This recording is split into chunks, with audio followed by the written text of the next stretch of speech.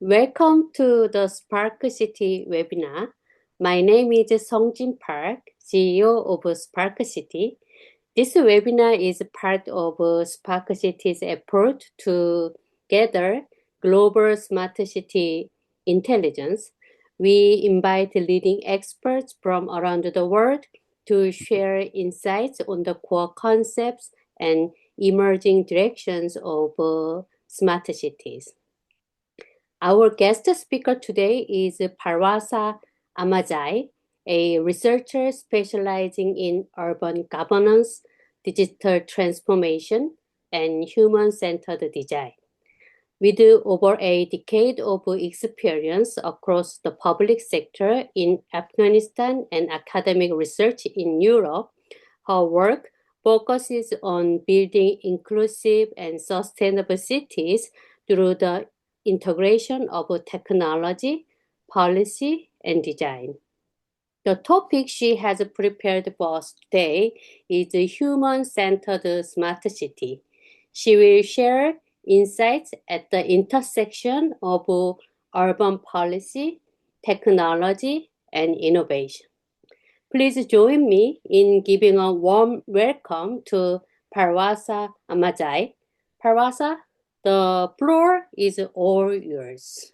So thank you very much for this webinar. My name is Palwasha Ahmadzai, and today I will be talking about human-centered design in smart city. So my research is focused on urban policy, digital transformation, and design thinking. Like mainly my focus is integrating empathy-driven design principles into governance frameworks and advancing sustainable, inclusive urban development. So I have published some papers on smart cities and digital governance as well. And today we will be talking about the concepts of smart cities, human-centered design, and also how cities are applying design practices in urban environments. Also, based on my current case study in Tallinn City Administration, I will be talking about my analysis of stages of innovation adoption process. So the concept of smart city has been, the term smart city has been introduced by the private sector, and it primarily referred to initiatives that leverage digital technologies and ICT-based innovations in the city to make the city smarter. But right now, however, the concept of smart city has evolved from technology-driven model to the model that increasingly emphasize on social transformation. Like, for example, because smart city is like all these individual systems that whether it's the built environment of the city or the technological system, they all work together to create this seamless and pleasant experiences for everyone.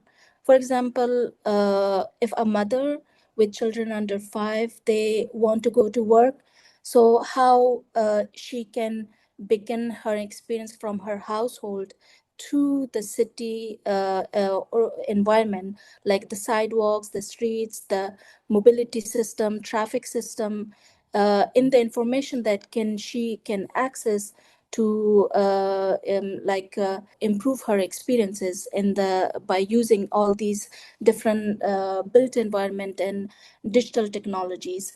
So like whether she can, for example, one example we can give here is that whether the mobility vehicles like buses and trams and everything, they are accessible as well for trolley, for wheelchair, that people can hop on the bus or not. And whether they are on time or not. So managing everything, all these systems together create these single daily experiences for people.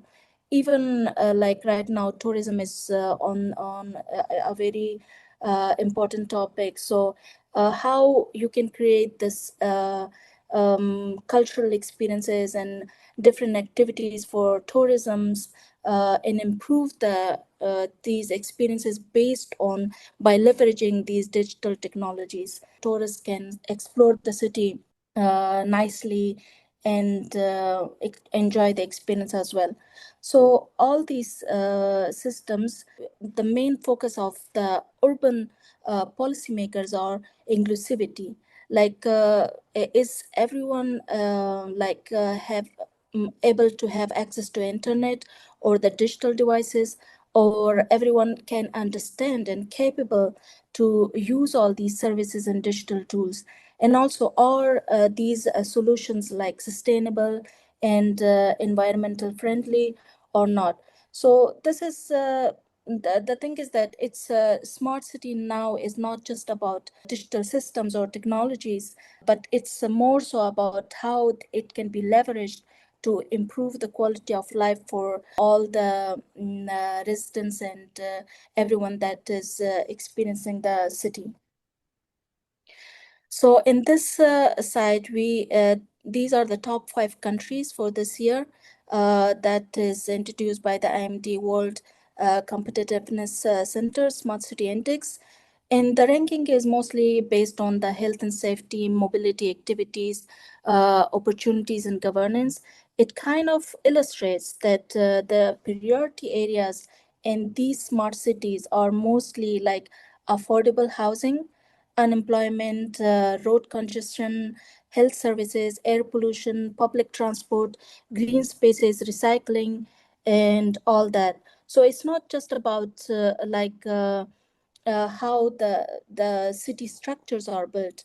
For example, in health and safety, if we focus on one section, it's like there are recycling services are satisfactory because the technological structure is available there for residents, that they can use website and different digital systems or applications to easily give away their unwanted items. Or the public safety is not a problem, or air pollution is not a problem in these parts of the cities, because there are different systems available for the citizens that they can monitor air pollution. And also there are CCTV cameras all around the cities that ensure that citizens can trust that there is like in the city, and also they can feel safer. So it's mostly about the attitude of the citizens toward these cities that kind of implicate that how the urban policies are aligned based on citizens' expectations. Because usually in these cities, it's been like reported that they are willing to share their personal data in order to improve the traffic congestion. And also they are comfortable with the face recognition technologies, so they can feel safer in the cities. And also they feel more trust in authorities in the cities, because mostly the information is online and available for them, and they are accessible for them as well. So this is how the cities are constructed based on the citizens' expectations. So in this is like the approach of Stanford approach for smart city and sustainable urban system research for developing the cities for future or futuristic cities. So it's basically about like it illustrates like cities around the world are increasingly adopting innovative approaches like design thinking or human-centered design to improve public service delivery, and also to address this urban challenges that currently the current government frameworks are challenged. So that's why they are using these innovative approaches as design thinking that effectively integrates with the local government framework to so they can focus on the citizens' needs and requirements. So let's start with for example, with the example like urban dashboards, it's not just about engaging citizens and providing them visual information through the urban dashboard, but it's more about the meaningful participation of the citizens. And that's how the engagement is usually driven by organizations through the innovative approaches as design thinking to understand user needs and also to create value for them. So and that's why the in these different innovative approaches like human-centered design, gamification, or different business models are leveraged in these cities. When using these innovative approaches like design thinking, the focus is not just about creating digital technologies, but it can take different forms. Like, for example, it can be a process, a service, or a system, or even a startup. But it's mostly about like engaging with the citizens and also leveraging like the data that is created in the cities and also technological layers of the cities in ways that are meaningful for citizens and also to gain trust of citizens in the process as well. In the conclusion, we can say that smart city implementation requires more than embedding information technology into existing urban infrastructure, as we discussed in the previous slide, but it's more about coordinating these physical infrastructure, digital infrastructure, and also the governance of urban governance frameworks, and also regulatory policies, financial systems, and also community engagement, business models, and institutional partnership. So for all of them to work together, and the main objective here is to improve the quality of life for residents here. So the practical examples here is from the Estonia here. There are several examples. Like Estonia is one of the countries that all public services are 100% digital and accessible via the internet. Mostly, for example, you can, Estonia is one of the first countries that implemented internet voting, and internet voting has been legally binding results since 2005, and it's making it one of the most mature digital voting systems around the world. And one of the main reasons for success internet voting or all these other systems in Estonia is its efficiency and convenience, and also citizens' trust on the public systems or digital devices.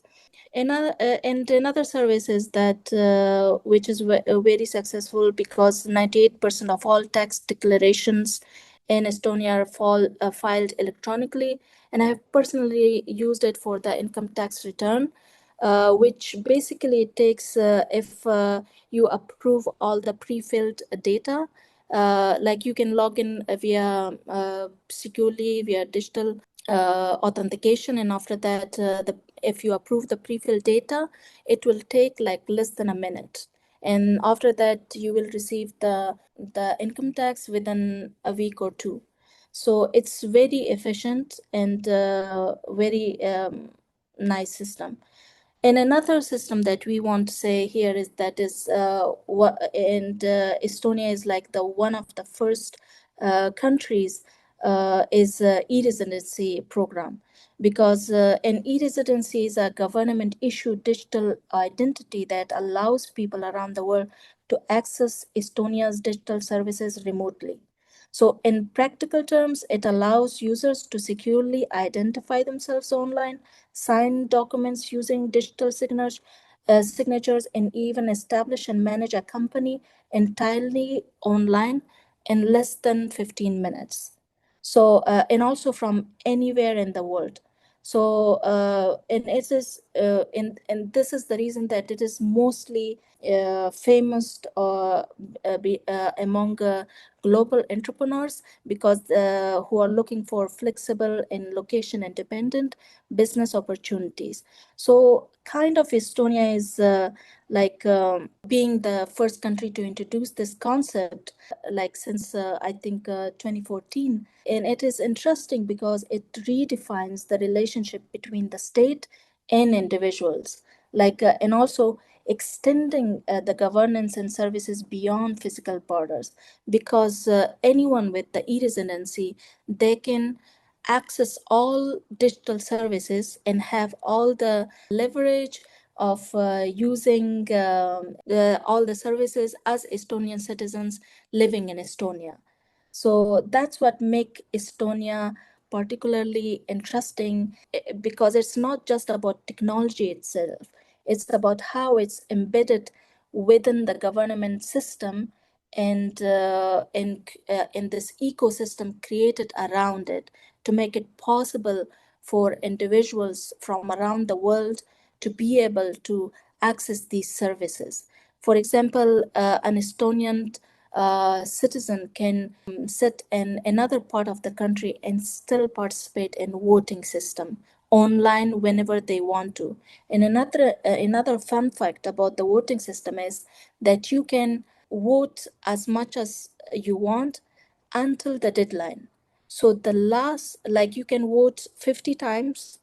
I think no one might have done it, but the last vote that you have registered just before the deadline will be accepted. So it's kind of improved this transparency and also accessibility and also the inclusivity as well, that everyone can do. So it's not about building digital systems and technologies, but also creating enabling environment in ecosystem that enables people to use it efficiently and have the ability to access it and capability to around it to be efficient and improved experiences. Now we will discuss about how cities are how cities are making it possible to create such systems, and it is depicted through this double diamond.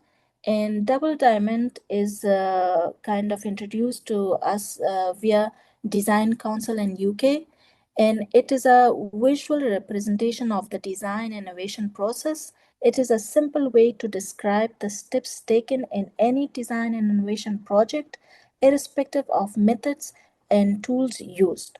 So that's why I chose the double diamond to illustrate that the scale of design application in urban contexts is not just limited to improving public services and digital technologies, but it expands to tackle different aspects of urban challenges to improve the quality of life and well-being of citizens.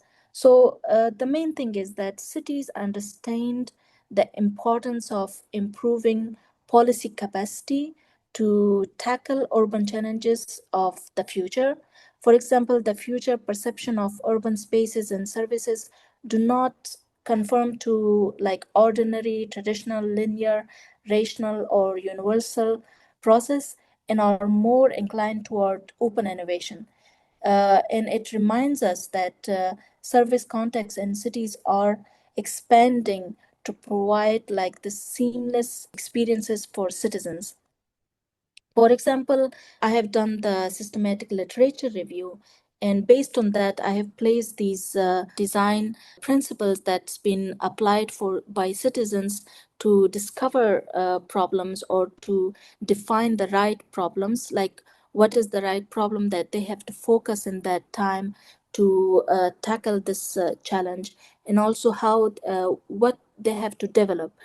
Do they have to develop a system, an app, or a website, or do they have to just simply improve a process there? They have to create a framework which will enable other policymakers to engage with citizens. So it's not just one form of tool, but different forms of solutions that human-centered design enable us to identify and then implement. And also how you can deliver it from, like, you can prototype it with people, co-create with people, and then test it to validate that whether what you have created right now is usable or not, is applicable or not, or accepted by the citizens or not. So there are many examples in the cities. For example, one of the example is the national health system in UK. So once it was very it was created, and it was very complicated, and part of it it's a big system, so part of the system was not used by the people, because people first, they were not aware of it, and second, it was very complicated that people were not using it, and it was not easily integrated in their daily life. Like, they were using other tools that were much easier, so and accessible for them, instead of the NHS that required like multiple entry levels, logins, and steps to identify yourself. So in this case, private sector is much more efficiently using design principles to improve the customer experiences.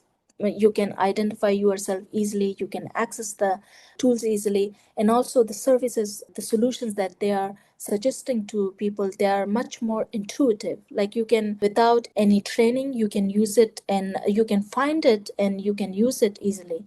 But that is the challenge for the public sector, that how they can understand what people need, and how those needs can be explained or and used to discover and define the right problems. So that's like the main aspect here. Here we can see that these methods are used. For example, for elderly friendly city and one of the German health resorts, they use the design approach for the development of a project plan to redesign this health result. So they just wanted to discover the problem area and to define what problems they have, so they can create their project plan, so to redesign their health resort based on the needs of the elderly people that were using these results. And also analysis, I have identified that these design method principles are used to improve healthcare services. For example, creating a prototype to support self-management for people with chronic disease in rural Nepal. So in rural Nepal, there was much more, you can say, the health systems were much more overloaded, and they were not able, they didn't have the capacity to the demand, provide services to all the patients. So that's why they created, they used the design principles to understand that how they can create a prototype that will support self-management for some people. They will be able to ease the pressure on the health systems in the rural Nepal. And also the for collaborative design making in another example, for collaborative design making in pediatric asthma care, also it was created that the whole process of the service delivery was redesigned based on the design principles to provide, to improve the decision making process of this provision of this healthcare service. Or you can say that designing processes that are followed by the local government on daily basis to ensure human rights to water and sanitation. And it means that local governments, how local governments can be capable to ensure that human rights to water and sanitation, and they use design principles to improve their processes, to simplify it, to so the local government are capable to ensure human rights to water and sanitation on daily basis. And another example I can give here is that improving transportation services. For example, creating a prototype like a dashboard and mobile app. So in the city of Pasig bus service, they use a prototype. They prototype a dashboard and a mobile application to improve their transportation services. For example, how people can like visualize data, how data is visualized about the traffic for people via dashboard, and also how they can access and use this information via mobile as well. So these all different forms of solutions that are applied in these smart cities, it shows that the scale of design application in urban environment is not just limited to digital technologies, but it's more so about understanding the social context and understanding the problem context in the people that are affected by these challenges. So how you try to engage with them, how you try to understand the problem context, and how you define these problems that can be used to develop the solutions that are necessary in this situation. In terms of smart city governance, the focus is on developing effective policies, in fostering innovation in decision-making processes, organization structures, administration, and urban governance networks. What it means is that cities are all about how you can create, for example, it's not just about like street lights, greener spaces, and also creating this social cohesion, or creating a bike lanes for people that are creating a city that is more bike friendly, walk friendly, walkable as well. All these systems are integrated into citizens surrounding to make the most, and the purpose is to make most use of the city spaces and to be able to respond to citizens' expectations as well. And also, the main focus point here is that design thinking or human-centered design is not is mostly or mainly about understanding the societal needs and requirements and transforming it into discussion points during the policy making and decision making processes, and ultimately translating it into policy goals. So the key is here to define, as we mentioned in prior presentation, the key here is to define the right problem by leveraging empathy and collaboration with different stakeholders, and to tackle societal needs and challenges in the rapidly changing and disruptive context of cities, because it is important policymakers or it is important in the policymaking processes to shift and adapt and be more iterative, tolerant to accept failure as a learning process, and be more future oriented rather than solution oriented, and enable via design principles and different innovative approaches to empathize with citizens and connect with societies.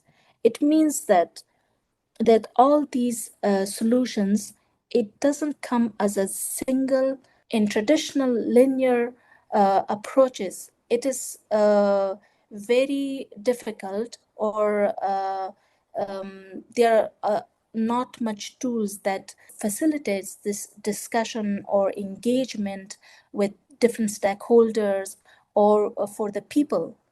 And usually you can say that the policymakers do not have the contextual awareness of the societies, of the problems as well.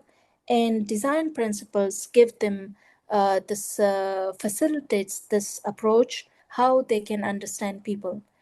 For example, that it's not just about providing information to people about different like via dashboards or mobile applications or websites. It's about understanding that what citizens want, like if you are providing information about environmental pollution to the citizens, so how citizens can collaborate with the city to improve the co-create with the cities to improve the situation or create this solution together. So in that way, this design thinking facilitates this approach for cities to engage and communicate with different stakeholders and mainly understand the societal needs and challenges. So in this slide is based on my recent study, Tallinn City Administration, in their approach to public sector innovation. Adoption of innovation within the public sector can be understood through these three stage models, which is adopted from the Damanpur, the initiation, development, and implementation. And based on my case study in Tallinn City Administration, I have identified three stakeholders here: policymakers, local government unit, and people. Usually, the policymakers have the main, very important role in leading the innovation process, and also in supporting, and managing, and facilitating the innovation process.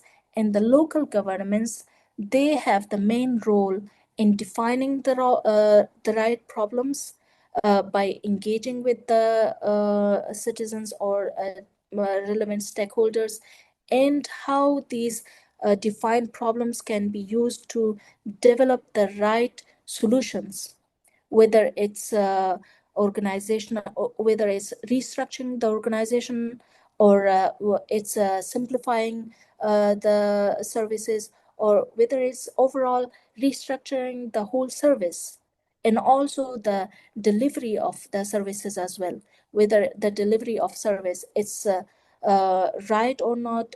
So overall, the whole service design process can be like how you can develop it and improve it based on the identified needs and demands and experiences of the service users and all the relevant stakeholders.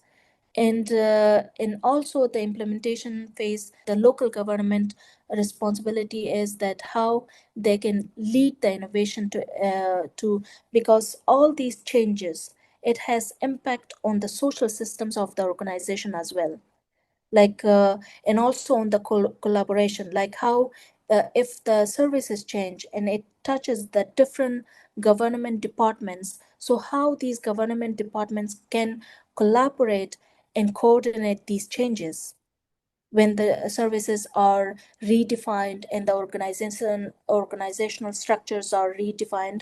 So how these can be collaborated and organized in a way that will improve the overall implementation and adoption of the implementation services. So it's not just about the policymakers and local government units, it's more about in the end about the users of the service as well, because overall it all impacts that how service users are affected by it and how easily they can adopt this service.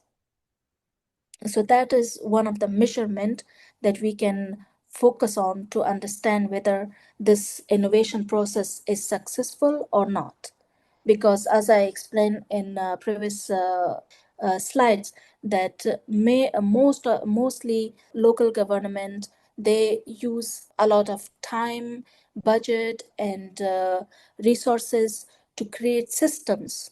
But sometimes these systems are not successful. Sometimes these systems are not well integrated to the daily life of the service users and also to the service providers. So it means that it's not just about developing systems and implementing it. It's about how you can, why you are why you are developing these systems, or why there is a challenge, or in this context. So you can understand it by understanding the context of the problem and the stakeholders or users or service providers that are affected by these challenges. So all these are interconnected in this innovation process. So that's why continuing the discussion is that that digital transformation succeeds not only when technology is adopted, but when the capabilities translate into real institutional capacity. So it's more like capabilities represent the underlying abilities within individuals and institutions. And capacity, on the other hand, reflects that system's ability to mobilize those capabilities into strategic directions and operational performance. So that's why policymakers drive innovation by building organizational capacity, by hiring, for example, in the lean case study, they hire capable managers who lead innovation and also the support teams in applying design practices to improve policymakers. Because one of the main aspect is that how you create the capacity in the organization to lead the innovation.